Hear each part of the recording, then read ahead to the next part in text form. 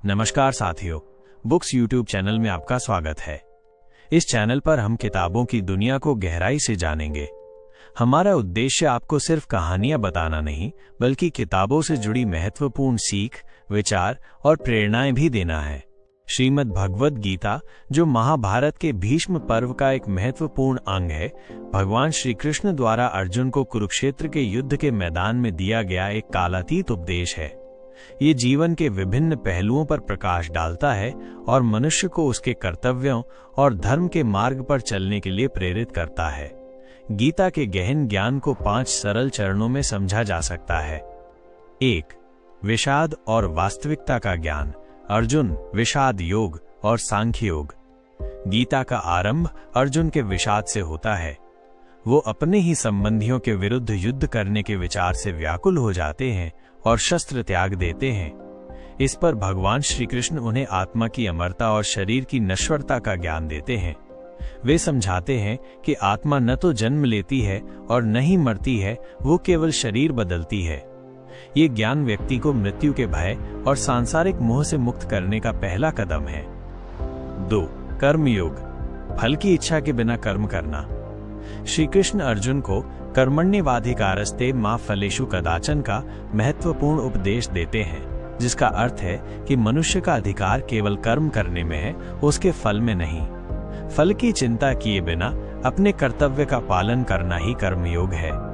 ये सिद्धांत व्यक्ति को सफलता और असफलता के बंधन से मुक्त करता है और उसे अनासक्त भाव से अपने कर्मों को करने के लिए प्रेरित करता है।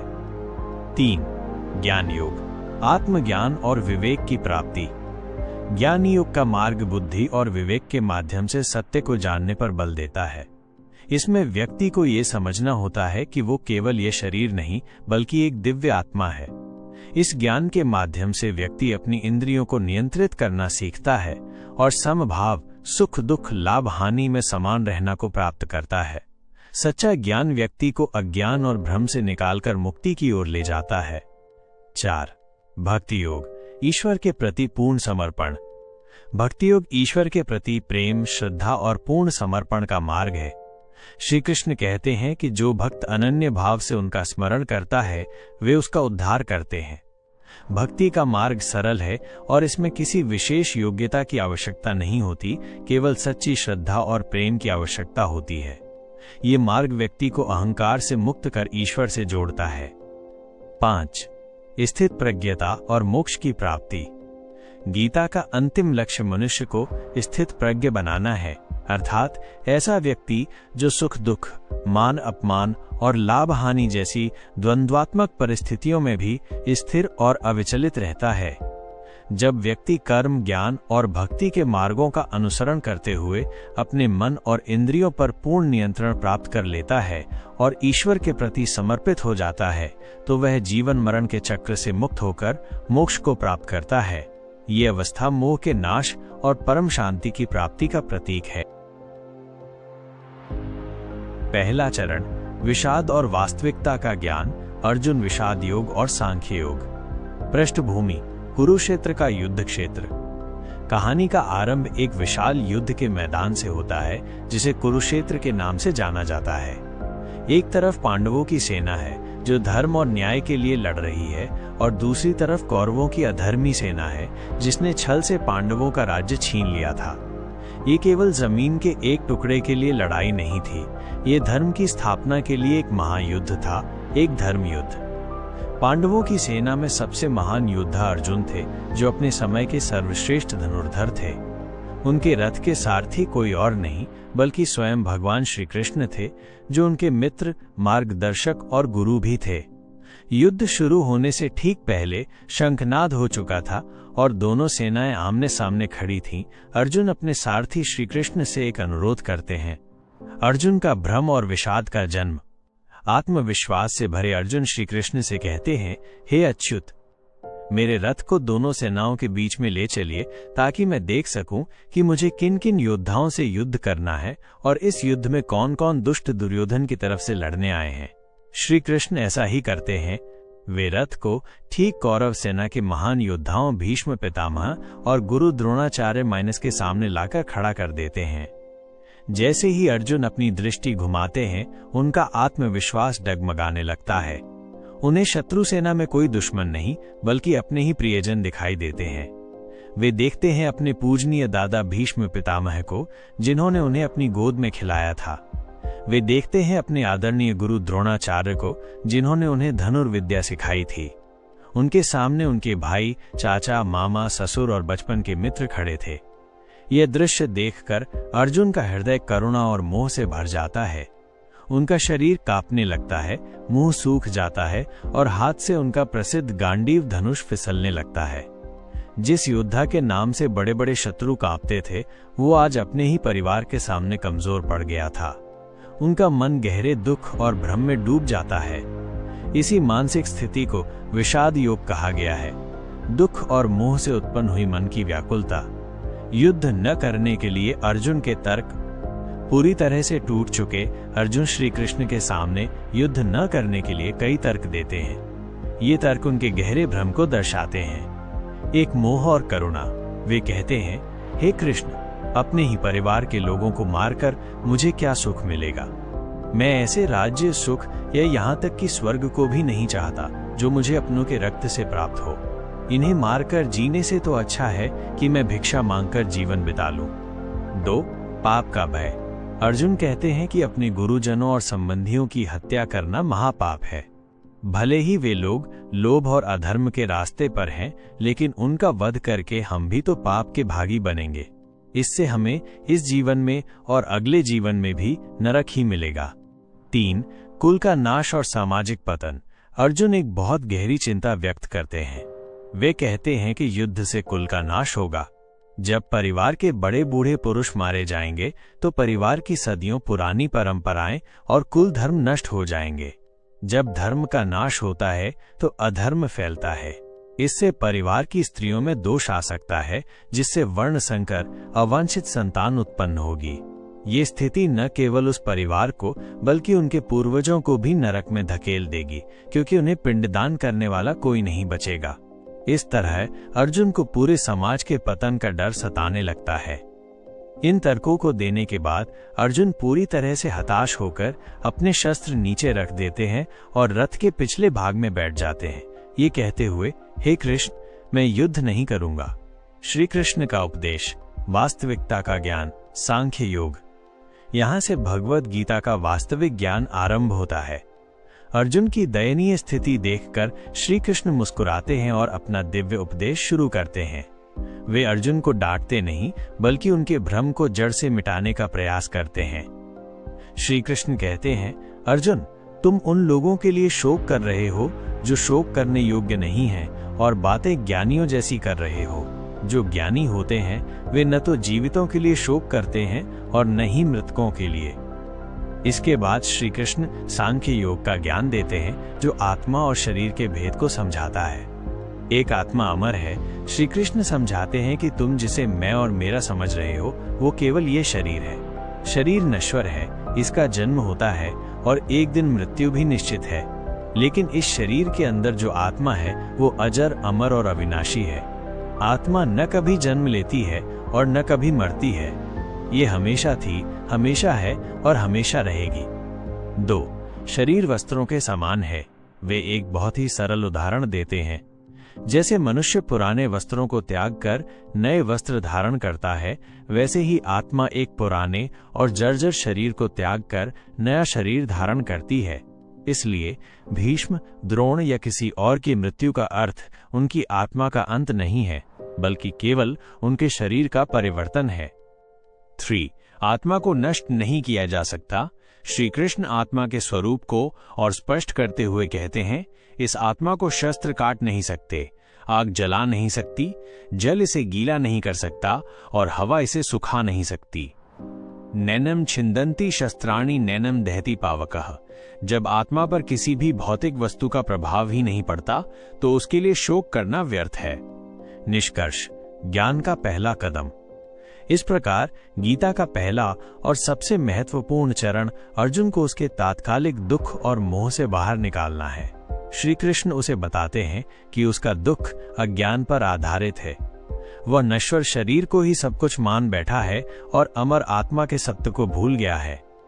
ये ज्ञान व्यक्ति को मृत्यु के भय और सांसारिक संबंधों के मोह से मुक्त करने का पहला कदम है।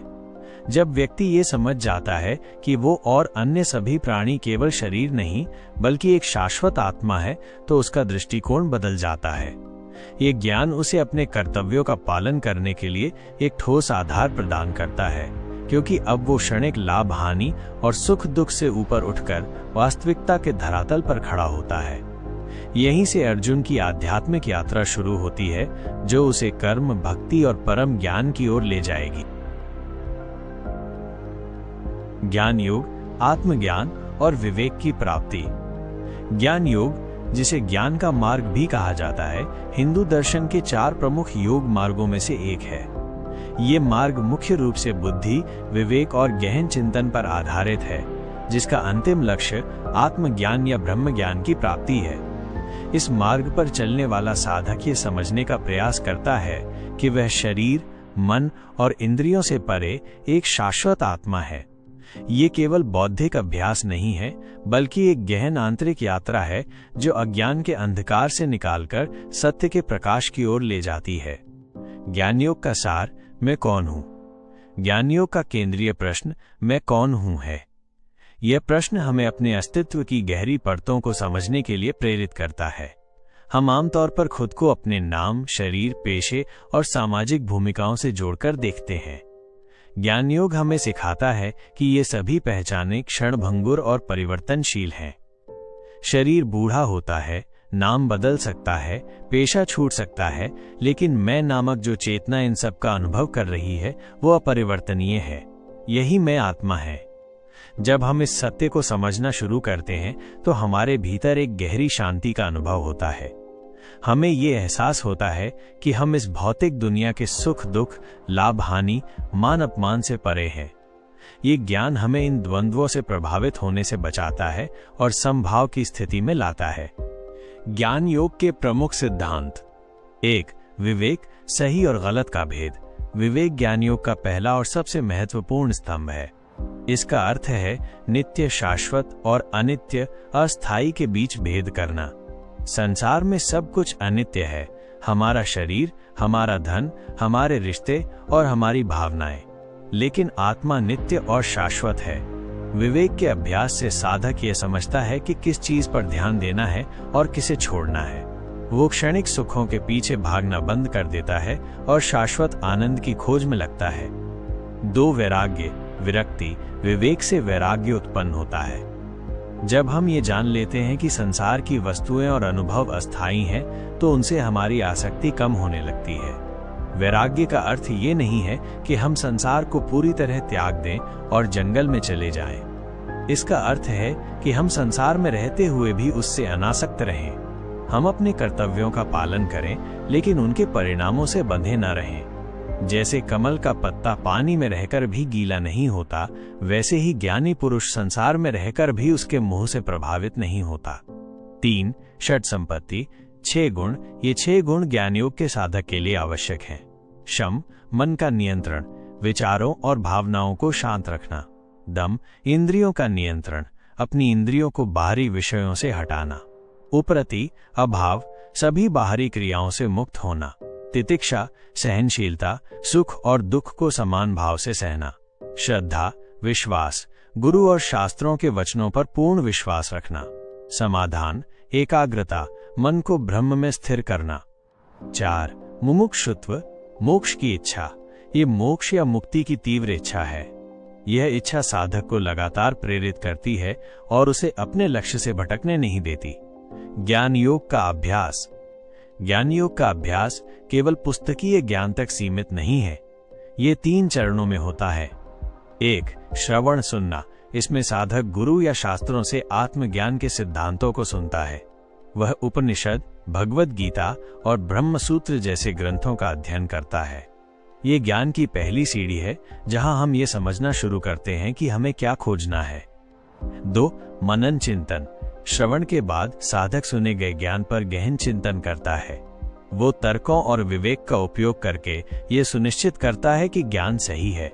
वो अपने भीतर के संदेहों को दूर करता है और ज्ञान को अपनी बुद्धि में स्थापित करता है। ये एक आंतरिक संवाद है जहां क्यों और कैसे जैसे प्रश्न पूछे जाते हैं। 3. निदिध्यासन ध्यान। यह अंतिम और सबसे महत्वपूर्ण चरण है। इसमें साधक मनन किए गए ज्ञान पर ध्यान करता है। वो अपने मन को ब्रह्म या आत्मा पर एकाग्र करता है। इस अवस्था में ज्ञान केवल एक विचार नहीं रहता, बल्कि एक अनुभव बन जाता है। साधक मैं शरीर नहीं आत्मा हूँ इस ज्ञान को केवल जानता नहीं, बल्कि इसे जीता है। ज्ञान योग और अन्य योग मार्ग। ज्ञान योग अक्सर कर्मयोग और भक्ति योग से जुड़ा होता है।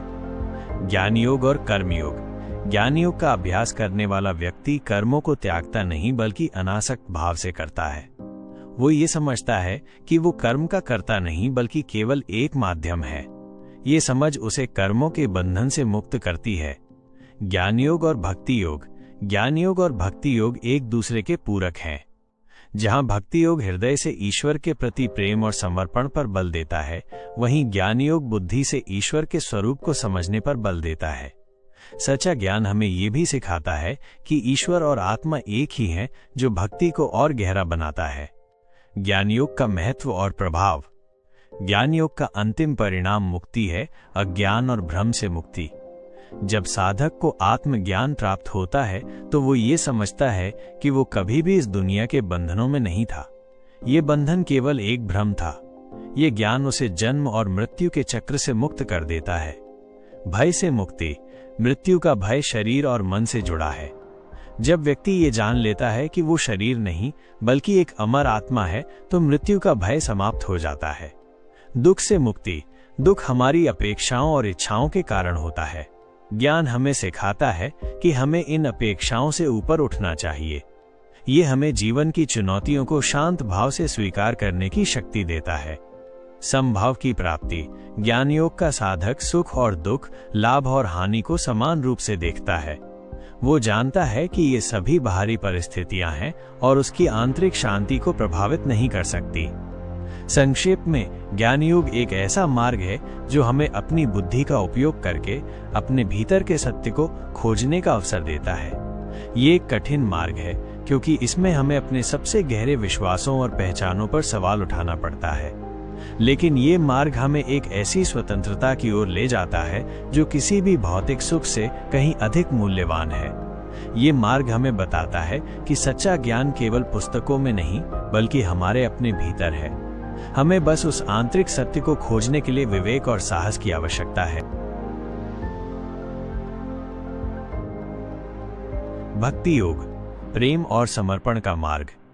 जैसा कि आपने बताया, भक्ति योग ईश्वर के प्रति प्रेम, श्रद्धा और पूर्ण समर्पण का मार्ग है। ये उन लोगों के लिए है जो ज्ञान या कठिन योग साधना के बजाय अपने हृदय की भावनाओं के माध्यम से ईश्वर से जुड़ना चाहते हैं। इस मार्ग की सबसे बड़ी सुंदरता इसकी सरलता और सुलभता है। ये किसी भी व्यक्ति के लिए खुला है, चाहे वो ज्ञानी हो या साधारण, धनी हो या निर्धन। बस एक चीज की आवश्यकता होती है, और वो है सच्ची श्रद्धा और प्रेम। भगवान कृष्ण ने भगवद गीता में इस मार्ग की महिमा कई बार बताई है। वे कहते हैं कि जो भक्त अनन्य भाव से उनका स्मरण करता है, जो अपने सभी कर्मों और विचारों को उन पर समर्पित कर देता है, वे उसका उद्धार करते हैं। ये एक ऐसा आश्वासन है जो भक्त को हर मुश्किल में सहारा देता है। भक्ति योग के मुख्य स्तंभ। भक्ति योग केवल पूजा पाठ तक सीमित नहीं है। ये एक जीवन शैली है जिसमें कुछ महत्वपूर्ण सिद्धांत शामिल हैं। 1. श्रद्धा, बिलीफ, ईश्वर और उनके वचनों पर गहरी और अटूट आस्था। ये विश्वास कि ईश्वर हमेशा हमारे साथ हैं और हमारा मार्गदर्शन कर रहे हैं। 2. समर्पण, सरेंडर, अपने अहंकार को त्याग कर सब कुछ ईश्वर को सौंप देना। इसमें हमारी इच्छाएं, हमारे कर्मों के फल और यहाँ तक कि हमारी पहचान भी शामिल है। ये मानना कि मैं नहीं बल्कि आप हैं। 3. नाम स्मरण, चैंटिंग, ईश्वर के नाम का लगातार जप करना। ये मन को एकाग्र करने और बाहरी दुनिया के विकर्षणों से बचाने का एक शक्तिशाली तरीका है। 4. सेवा, सर्विस, सभी प्राणियों को ईश्वर का ही रूप मानकर उनकी निस्वार्थ सेवा करना। 5. संगत, कंपनी, उन लोगों के साथ समय बिताना जो भक्ति के मार्ग पर चल रहे हैं। ये हमें प्रेरित करता है और हमारी आध्यात्मिक यात्रा को मजबूत बनाता है। भक्ति के 9 प्रकार। भक्ति मार्ग को समझने के लिए शास्त्रों में नवधा भक्ति का वर्णन किया गया है। ये 9 तरीके हैं जिनसे कोई व्यक्ति ईश्वर के प्रति अपनी भक्ति व्यक्त कर सकता है। 1. श्रवण, ईश्वर की लीलाओं और कहानियों को सुनना। 2. कीर्तन, ईश्वर के गुणों का गुणगान करना और भजन गाना। 3. स्मरण, ईश्वर का लगातार स्मरण करना। 4. पाद सेवन, ईश्वर के चरणों की सेवा करना। 5. अर्चन, ईश्वर की मूर्ति या चित्र की पूजा करना। 6. वंदन, ईश्वर को प्रणाम करना।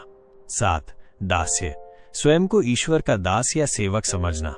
8. सख्य, ईश्वर को अपना मित्र मानना। 9. आत्मनिवेदन, स्वयं को पूरी तरह से ईश्वर को समर्पित कर देना। ये सभी प्रकार एक दूसरे से जुड़े हुए हैं और एक भक्त अपनी प्रकृति के अनुसार इनमें से किसी भी मार्ग को अपना सकता है। भक्ति योग क्यों महत्वपूर्ण है? आज की व्यस्त दुनिया में जहां मन हमेशा बेचैन रहता है, भक्ति योग एक शांतिपूर्ण और प्रभावी समाधान प्रदान करता है। ये हमें सिखाता है कि हम अपने जीवन के हर पल को एक आध्यात्मिक अभ्यास बना सकते हैं। जब हम अपने काम को ईश्वर को समर्पित करते हैं तो वो केवल एक कार्य नहीं रह जाता, बल्कि एक साधना बन जाता है। ये हमें अहंकार से मुक्त करता है। जब हम ये मानते हैं कि हम सब कुछ नहीं कर रहे, बल्कि ईश्वर की इच्छा से हो रहा है, तो अहंकार का भाव कमजोर पड़ने लगता है। इससे मन शांत होता है और हम जीवन की कठिनाइयों को अधिक स्वीकार्यता के साथ देख पाते हैं। अंत में भक्ति योग का लक्ष्य केवल ईश्वर को पाना नहीं है, बल्कि उनके साथ एक गहरा व्यक्तिगत संबंध स्थापित करना है। ये एक ऐसा संबंध है जो हमें प्रेम, शांति और आनंद से भर देता है। ये मार्ग हमें बताता है कि ईश्वर दूर नहीं है, बल्कि वे हमारे हृदय में निवास करते हैं और हमें बस अपने हृदय को खोलने की आवश्यकता है। क्या आप भक्ति के किसी विशेष रूप या भक्ति योग के किसी अन्य पहलू के बारे में अधिक जानना चाहेंगे? स्थित प्रज्ञता और मोक्ष की प्राप्ति। श्रीमद् भगवद गीता के गहन दर्शन में जीवन का अंतिम लक्ष्य स्थित प्रज्ञता प्राप्त करना बताया गया है। स्थित प्रज्ञ एक ऐसा व्यक्ति है जो जीवन की सभी परिस्थितियों में, माइनस चाहे सुख हो या दुख, मान हो या अपमान, लाभ हो या हानि, स्थिर और शांत रहता है। वो बाहरी घटनाओं से प्रभावित नहीं होता, क्योंकि उसका मन और इंद्रियां उसके पूर्ण नियंत्रण में होते हैं। ये अवस्था केवल शारीरिक या मानसिक नियंत्रण से कहीं अधिक है। ये गहन आध्यात्मिक जागरूकता है, जहां व्यक्ति अपने आंतरिक आत्म को पहचानता है और बाहरी दुनिया के उतार चढ़ाव से मुक्त हो जाता है। गीता में भगवान कृष्ण अर्जुन को कर्म, ज्ञान और भक्ति के 3 मुख्य मार्गों का अनुसरण करने का उपदेश देते हैं, ताकि वो इस अवस्था को प्राप्त कर सके। कर्म मार्ग इस सिद्धांत पर आधारित है कि व्यक्ति को अपने कर्तव्यों का पालन बिना किसी फल की आशा के करना चाहिए। इसका मतलब है कि आप काम तो करें, लेकिन उसके परिणाम से खुद को अलग रखें। इसे निष्काम कर्म कहते हैं। जब हम किसी काम के फल की इच्छा रखते हैं तो हमारा मन बेचैन हो जाता है, क्योंकि हमें डर रहता है कि क्या वो फल मिलेगा या नहीं। जब हम फल की चिंता छोड़ देते हैं तो हम उस काम पर पूरी तरह ध्यान केंद्रित कर पाते हैं। ये हमें मन की शांति देता है और हमें अपनी जिम्मेदारियों को बेहतर ढंग से निभाने में मदद करता है। ये हमें ये सिखाता है कि हम कर्म के दास नहीं, बल्कि उसके मालिक हैं। ज्ञान मार्ग हमें ये सिखाता है कि हम कौन हैं और इस संसार में हमारा क्या स्थान है। ये हमें ये समझने में मदद करता है कि शरीर और आत्मा अलग अलग हैं। शरीर नश्वर है, जबकि आत्मा अमर है। जब हमें ये ज्ञान हो जाता है तो हम अपनी पहचान अपने शरीर, धन या सामाजिक स्थिति से नहीं जोड़ते। ये हमें अहंकार और मोह से मुक्त करता है। ज्ञान हमें ये भी बताता है कि सभी जीव एक ही परम ब्रह्म का हिस्सा हैं। ये हमें दूसरों के प्रति प्रेम और करुणा महसूस करने में मदद करता है। इस मार्ग पर चलकर हम अपनी अज्ञानता को दूर करते हैं और वास्तविकता को सही ढंग से देखते हैं। भक्ति मार्ग प्रेम और समर्पण का मार्ग है। यह हमें भगवान के प्रति पूर्ण श्रद्धा और विश्वास रखने की शिक्षा देता है। जब हम खुद को पूरी तरह से भगवान को समर्पित कर देते हैं तो हम अपने अहंकार को छोड़ देते हैं। हमें ये महसूस होता है कि हम अकेले नहीं हैं और हमारी सभी परेशानियां भगवान की कृपा से दूर हो सकती हैं। ये हमें आंतरिक शक्ति और शांति देता है। भक्ति हमें निस्वार्थ प्रेम और दूसरों के प्रति सेवा करने की प्रेरणा देती है। जब हम भगवान की भक्ति में लीन होते हैं तो हमारा मन शुद्ध होता है और हम जीवन के सभी दुखों से ऊपर उठ जाते हैं। मोक्ष की प्राप्ति। जब व्यक्ति इन तीनों मार्गों कर्म, ज्ञान और भक्ति माइनस का अनुसरण करते हुए अपने मन और इंद्रियों पर पूर्ण नियंत्रण प्राप्त कर लेता है और भगवान के प्रति समर्पित हो जाता है तो वो मोक्ष को प्राप्त करता है। मोक्ष का अर्थ है जीवन मरण के चक्र से मुक्ति। ये कोई स्वर्ग या कोई भौतिक स्थान नहीं है। ये एक अवस्था है जहां व्यक्ति अपनी आत्मा को परमात्मा के साथ एक महसूस करता है।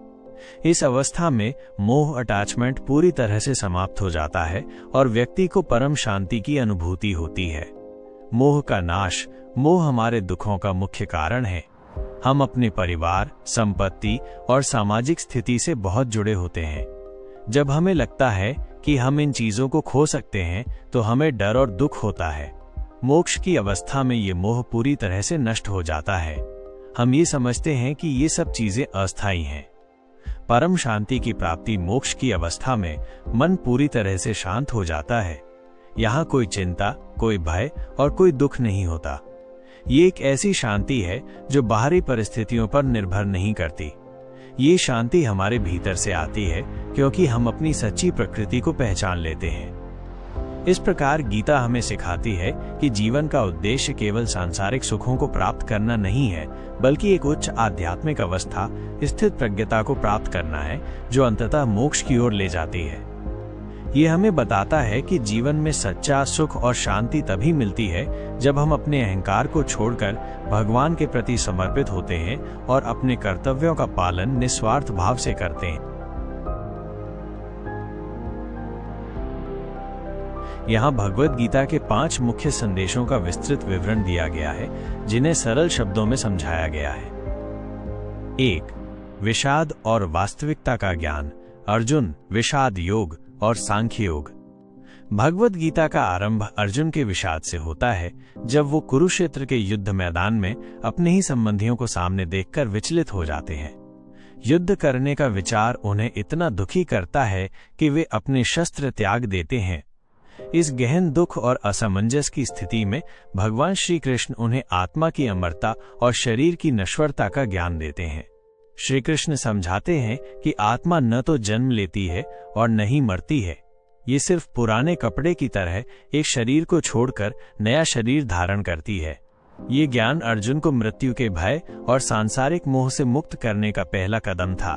ये हमें सिखाता है कि हम ये शरीर नहीं बल्कि एक अमर आत्मा हैं। 2. कर्म योग।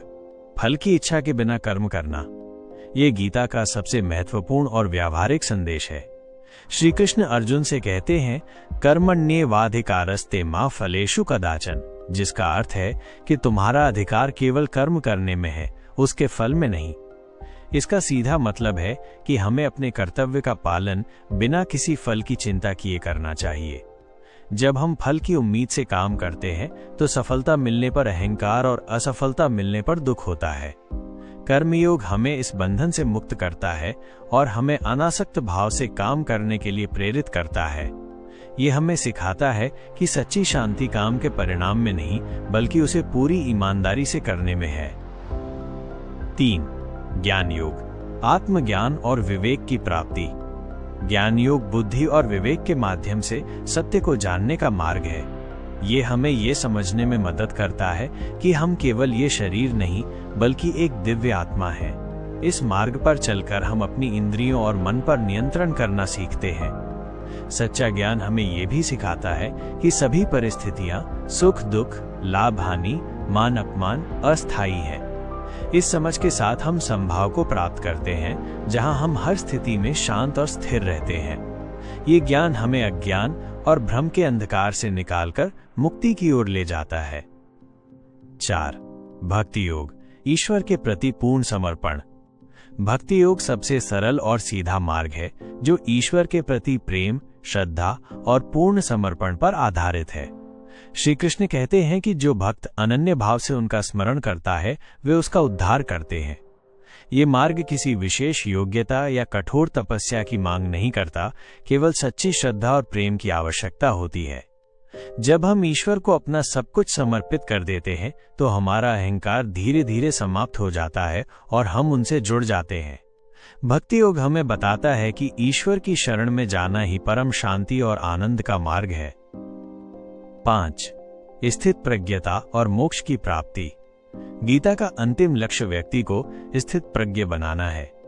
स्थित प्रज्ञ वो व्यक्ति होता है जो किसी भी परिस्थिति में, चाहे वो सुख हो या दुख, मान हो या अपमान, लाभ हो या हानि, स्थिर और शांत रहता है। वो अपनी इंद्रियों को पूरी तरह से नियंत्रित कर लेता है और उसका मन अविचलित रहता है। जब कोई व्यक्ति कर्म, ज्ञान और भक्ति के मार्गों का पालन करते हुए अपने मन और इंद्रियों पर पूर्ण नियंत्रण प्राप्त कर लेता है और ईश्वर के प्रति समर्पित हो जाता है, तो वो जीवन मरण के चक्र से मुक्त होकर मोक्ष को प्राप्त करता है। यह अवस्था सभी मोह माया के नाश और परम शांति की प्राप्ति का प्रतीक है। यही भगवद गीता का सार है, जीवन को सही ढंग से जीने की कला, जो हमें परम आनंद और मुक्ति की ओर ले जाती है।